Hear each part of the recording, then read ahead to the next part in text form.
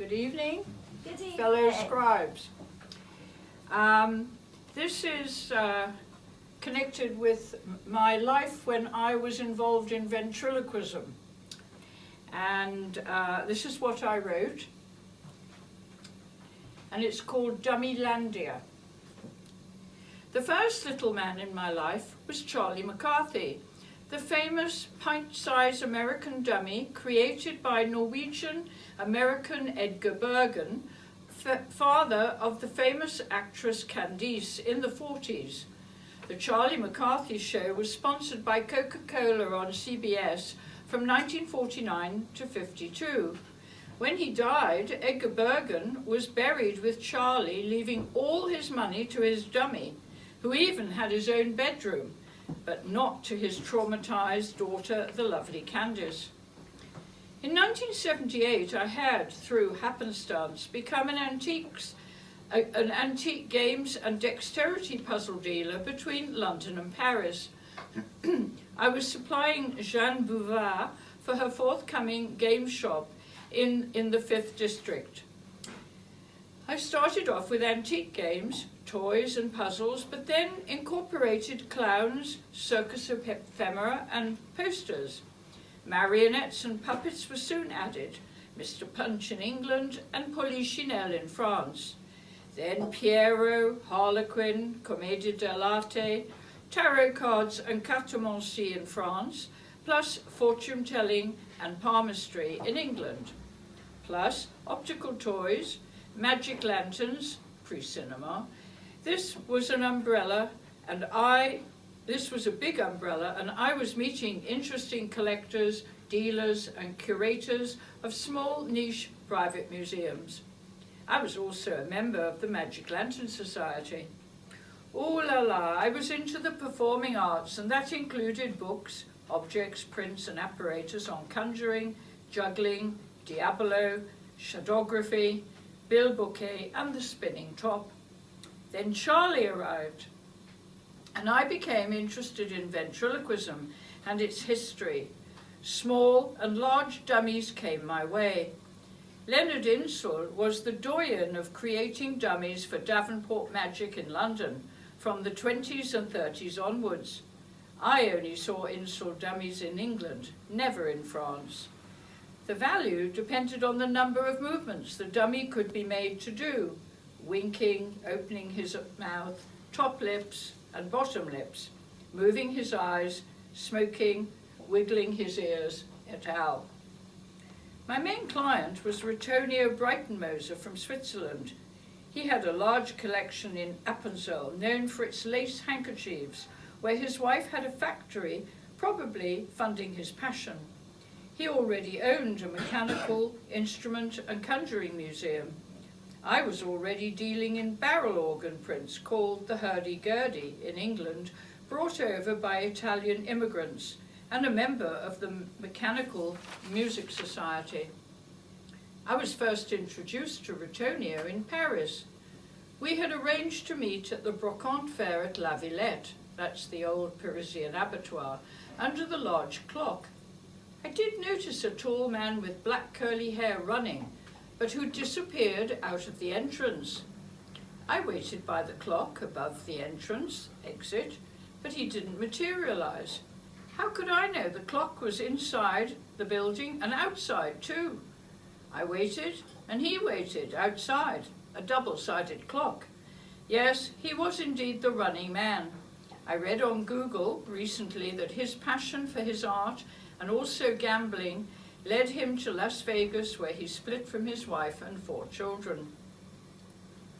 My magical husband, Ranicar-Breese, who refused to become the 13th dummy, suggested that I got rid of the men in my life, especially as the gas man nearly had a heart attack when he came to read the meter early one morning and saw all 12 men silently sitting in chairs around my lounge at dawn.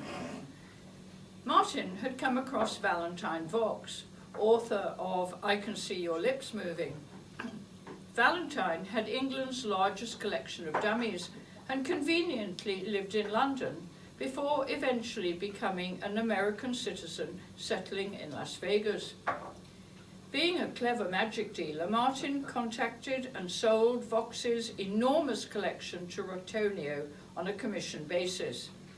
The vent section of his already established museum in Appenzell was created, and Valentine moved to Switzerland to be the curator before finally settling in Las Vegas, where he opened a museum and organized the Ventriloquist Convention in Vegas from 1997 to 2003.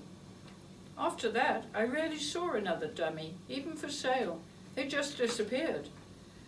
The film Magic came out with Anthony Hopkins, and of course, the large, rather ugly poster was bought by Martin. The only other movie with the subject of the dummy taking over its master was in The Dead of Night with Michael Redgrave in 1945. Then Martin began to collude with the British ventriloquist Terry Rogers and published her books and tricks. Terry, who was born Ivan Southgate, was a transsexual ventriloquist and magician. Her dummy was called Shorty. She was on the working men's club circuit and so had a rough audience yelling insults at Shorty. So she would perform using her natural male voice, hurling profanities. A psychologist would have had a field day. On top of that, she lived with Martin's old friend Val Andrews, magician and author of pastiche Sherlock Holmes novels, which Martin published, becoming the major Sherlock Holmes publisher in the UK for this genre. Both Terry and Val, the odd couple, have now passed away, as has Martin. The last dummy to enter my life was a large scout called Baden. He arrived at our house in Notting Hill when Martin bought a large collection of magic books from the widow of a magician ventriloquist in the Isle of Man. A very big container arrived one day with apparatus, zigzags, a guillotine, magic books and tricks galore. Finally, Baden emerged from the packaging dressed in khaki, a scout's whistle round his neck, a green kerchief and an old green scout's cap, plus brown leather shoes. He was large and occupied a whole chair. His outfit had to be cleaned, and so Martin went across the road to the Cypriot dry cleaners, who refused to touch the garment as it was too dirty and old. So Martin lovingly hand-washed his clothes, and thus Baden joined our family. I now forget if we sold him before we moved to Brighton, but he's gone into Dummylandia to join his brothers. All that remains of my past life connected with dummies are photos in an album of some of my children from the 70s, plus a Polaroid framed photo of myself sitting regally in a Rococo pink and gold antique French chair in a gold lame opera coat with Charlie on my knee. The photo was taken by the punk artist Joe Brocklehurst, who was a friend of my neighbour, Angelo Cinque, in the 80s. I met her at a lunch in his flat, not knowing that she was a known artist exhibiting punk portraits at the Francis Kyle Gallery in the West End. She asked me to sit for her. When she arrived at my flat, she was displeased. I was not all dressed up, looking decadent in gold lame, with 50s bling Hollywood necklace, and that I had exchanged for working at a Brighton trade fair selling shell jewellery, Victorian gold and jet earrings and black sexy fishnet tights. She ordered me to change. I obeyed. She sketched me in pastels for an hour or so and finished off the portrait later using her reference photograph. Later, a friend with the same surname suggested I should go to the West End Gallery and check out her work. I did, and saw my portrait in the plans chest nestling with her punks. Joe and I met in Chelsea for a coffee on the King's Road, and I bought moi-même. Later, I was luxuriously framed in purple silk, part of the inner black and gold hand-painted frame at the prestigious Framers in Kensington behind my flat in Hampstead House. I am now hung with Charlie in state above my bed in Brighton. Our image is frozen in time. All the voices have gone to Dummylandia and silence reigns. Thank you. Because that was rather long, I didn't realise it was so long, I'll leave the poem.